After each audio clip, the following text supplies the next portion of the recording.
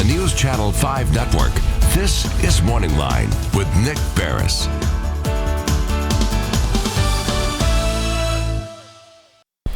Good morning, everyone. Thanks for joining us on MorningLine. Nick Barris here with you on a wet and rainy Thursday. Sit back and enjoy the program with us this morning. And if you like, join in the conversation. We're not going to talk about all the flooding and all this. What we're going to talk about is that at least part of what has been a very, very, very long process has finally concluded, folks, has it not? The entire impeachment proceedings ended yesterday. We know it started, made its way through the House. The impeachment happened of President Donald Trump, but it made its way to the Senate. They held that Senate trial, and yesterday the senators voted not to convict, if you will, and that pretty much wraps it up. Later today, the president is expected to give a speech and address all of that. So this coming after his State of the Union, which he just did, but this is going to be addressing that in the aftermath. And we're going to get into maybe what happened yesterday, how it played out, and then kind of looking forward. And this is where I'd like to hear from you as well, is you followed this.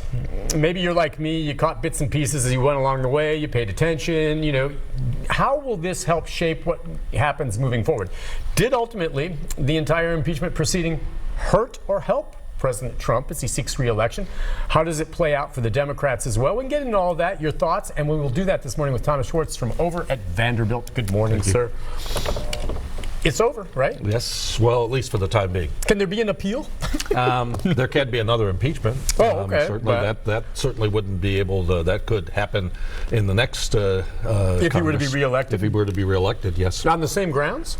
Not on the same grounds, but unlikely on the same grounds. But certainly were the numbers in the Senate different? If the Democrats were to take the Senate and a number of his supporters were to lose, I think you could see bringing up a type of a set of charges that might bring back the Ukraine thing. Remember, the Ukraine issue is going to continue to be investigated by the House. Yeah. They're going to call Bolton. They might get Mick Mulvaney. They might, so there may be a record built by this Congress that could, in effect, come back in the second term of Trump. It sounds implausible right now, but it's not out of the question. And you never know about maybe how the count changes in the Senate. That's right. In this next election. But here's what I kind of want to ask you right off the top, and then we'll get some questions and some thoughts from viewers. From the very beginning, I felt that, okay, regardless, aside from the issue on whether or not you thought this was an impeachable offense, a lot of people thought it was. Obviously, we saw many of the senators thought it wasn't. But I always thought it was all about politics from the beginning anyway. And my point being is that when the House decided to move forward with this, we knew they had the votes in the House to impeach him. And he now is one of only 3 ever impeached in U.S. history. Right. So that's always going to be there next to his name. I'm sure the president doesn't like that. But we also knew that there were never going to be the votes to actually remove him for office. And that was from the very beginning. There was no drama yesterday. Right. We knew that. So you think, all right, so why are you doing this? Some people maybe pursued the impeachment for convictions and their beliefs, but others could argue they thought by doing this perhaps may help things politically as we come upon the next election. Why do you think they actually moved ahead with it in the House, and then how it played out here? Was it politics? I mean, they knew from the beginning in the House this was not going to remove him from office. It just wasn't. Every single person, including Nancy Pelosi, knew that he was not going to be removed by the Senate. That's right. And I think what you're getting at is that there's a variety of motives. Okay. Among people. I mean, Nancy Pelosi tried to prevent impeachment for a good 2.5 years. Why do you think that was? She did. She put it off. She didn't want to, while a lot of her colleagues on the Democratic side wanted to. Yeah. She thought it would be political and it would only help the president. And she thought unless she could get Republican votes, it would seem simply a partisan investigation. Yeah. The Ukraine call seems to have convinced her. That may have been a mix of both conviction and the fact that the base, her House supporters, the Democrats in the House, really came to her and said, we have got to do this now. We have to take a stand against the president. And that may have threatened her hold on leadership, too, that she felt like she had to get in front of this process. It's hard to say. I mean, politicians always have mixed motives for what they do, but I think hers were probably a combination of belief and expediency. Ultimately, when it comes down to it, by the way, with regard to the call and the idea that the president was basically telling the Ukrainian leader, you go investigate the Bidens for me, or you're not going to get get this money? It seemed to me, in his defense team, at least at the end here in the Senate, basically pretty much acknowledged he did this. Okay, there's just no question. Their argument all along was it doesn't rise to the level of high crimes and misdemeanors. Right. Okay, and so that's what it came down to ultimately. So it's going to come down to whether, one, partisanship first of all, and second of all, whether or not you think this is a serious enough of an offense to remove a president. Right, and that I think, they have had, this president has broken so many norms about the manner in which both foreign policy, a lot of domestic policy is carried out. His behavior, his tweets have broken a lot of presidential norms. This is not the way presidents in the past have behaved.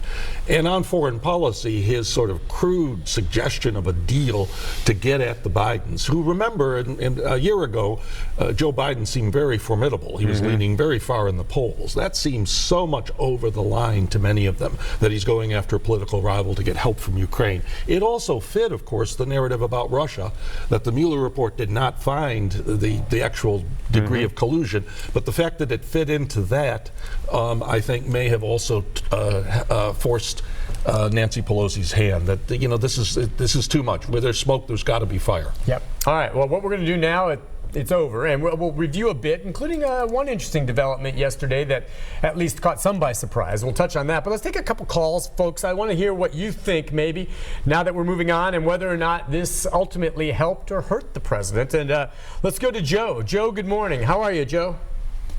Hey, good morning. This debacle that's went on here, I quit going to the circus when I was a small child. But this was a joke from the get-go. Anybody with any common sense would know that the Senate had enough votes to defeat this accusations. It didn't really matter. It was just a big waste of time, big waste of television time. And now you're going to, everybody's going to, I guess, watch Trump get on there and blow his horn today about what he thinks, which I really don't care. And he's broke every rule in the book, and he continues to do it. And it just amazes me that the American public still backs this guy. I mean, it's amazing to me. But it's all just a big joke to me. And I didn't pay much attention to it. I'm not going to pay no attention to what he says today. Fair enough. Listen, Joe, I hear you talking. I think probably a lot of people agree. But he goes to that point I was making earlier, where everyone knew there was never going to be the votes in the Senate, barring some just bombshell of something that he did. And I don't know what it possibly could be, that he would ever be removed. So what was the motive? Why do it? Well, I think you alluded to the fact that he is now the third president to be impeached. That will always be. That will be next to his name in the history books for the rest of time. The Democrats are playing in some sense to the November election. I mean, and in effect, a lot of our verdict on this, even though people have short-term arguments about whether it helped or hurt the president, a lot of our verdict on this is going to be set in November. That's right. And that if he wins, a lot can happen between now and then. A lot can happen between now and then. Yeah. Let's take a call from Ed. Ed, good morning. Hi, Ed. Good morning, folks. Thanks for taking my call. Sure.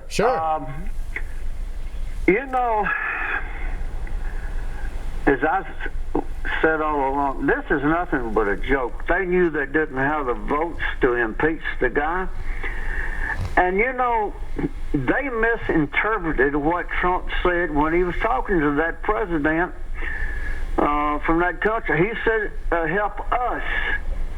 Now, when you're talking, and maybe there's you talking to somebody, and won't you help us? So, in other words, he was talking about maybe they needed to check up on the Bidens, because that Biden's family has, my understanding is, not exactly on the up and up. They've taken money from folks, and I think Biden got $900,000 from that from somebody over there for something. And I'm not sure. I just caught the tip end of the conversation.